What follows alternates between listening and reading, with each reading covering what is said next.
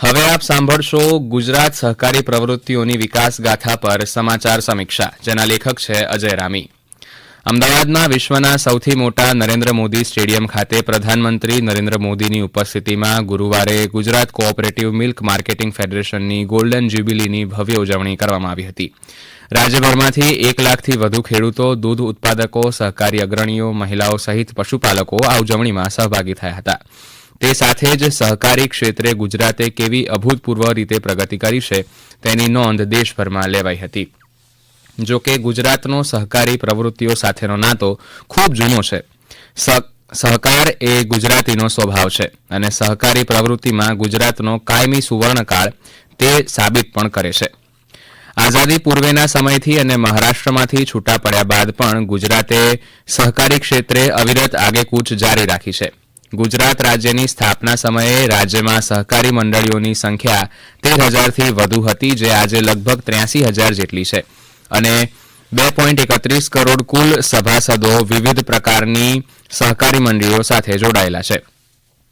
વિશ્વની 300 સૌથી મોટી સહકારી મંડળીઓમાં અમૂલ, ઇફકો અને ક્રિપ્કોનો સમાવેશ કરાયો છે. ગુજરાતના શહેરો ઔદ્યોગિક પ્રવૃત્તિ થકી સદ્ધર છે, તો સહકારી પ્રવૃત્તિ થકી ગામડા સમૃદ્ધ છે. સહકારી પ્રવૃત્તિઓનું મહત્વ ગુજરાત અને ગુજરાતીઓ પહેલેથી સમજી ચૂક્યા હોય તેમ અનેક પ્રકારની સહકારી સંસ્થાઓ ગુજરાતમાં કાર્યરત છે. સહકારી મંડળીઓ, સહકારી દૂધ ઉત્પાદક સંઘો, સહકારી ખાંડ મિલ, સહકારી કપાસ મંડળી, સહકારી કૃષિ ધિરાણ મંડળીઓ, સહકારી બેંકો, પશુપાલન મંડળીઓ અને સહકારી ભંડારો પણ ચાલી રહ્યા છે. ગુજરાત સહકારી પ્રવૃત્તિઓનો ભંડાર છે તેમ કહીએ તો પણ ખોટું નથી. ગુજરાત માટે ગૌરવ એ છે કે ગુજરાત મિલ્ક માર્કેટિંગ ફેડરેશન એટલે કે અમૂલ ફેડરેશન દુનિયાની સૌથી મોટી ખેડૂતોની માલિકીની ડેરી સહકારી સંસ્થા છે. એટલું જ નહીં, ગુજરાતમાં ડેરી સહકારી સંઘોની સર્વોચ્ચ સંસ્થા છે, જે અમૂલ બ્રાન્ડ હેઠળ ડેરી ઉત્પાદનોનું માર્કેટિંગ કરે છે.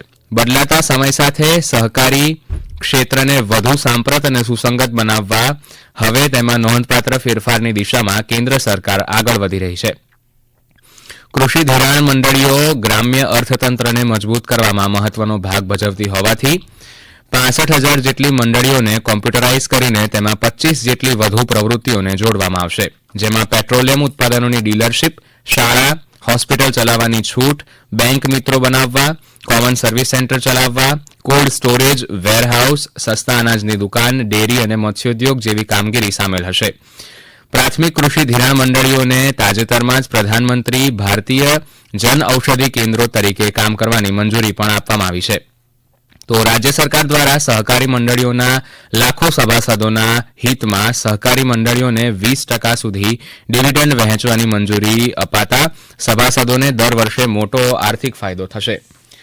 એટલું જ નહીં, રાજ્યના સહકાર વિભાગ દ્વારા અનેક રીતે સહકારી ક્ષેત્રને મદદ કરવાની યોજના અમલમાં છે, જેમાં બજાર સમિતિઓને આધુનિક સગવડો આપવાની કિસાન કલ્પવૃક્ષ યોજના, પ્રાથમિક કૃષિ ધિરાણ મંડળીઓને ધિરાણ ગોડાઉન આપવાની સબસિડી, તાલુકા અને જિલ્લા સહકારી ખરીદ વેચાણ સંઘના વિવિધ પ્રોજેક્ટ માટે સહાય, ખાંડ સહકારી મંડળીઓને સક્ષમ બનાવવા નાણાકીય સહાય સહિત અનેક યોજનાઓ ચાલી રહી છે. સહકારી ક્ષેત્રએ આઝાદી પછીના સમયમાં જ્યારે ગ્રામ્ય ક્ષેત્રમાં સ્વરોજગારી અને આર્થિક ઉન્નતિના પ્રશ્નો હલ કરવામાં સીમાચિહ્નરૂપ કામગીરી કરી છે.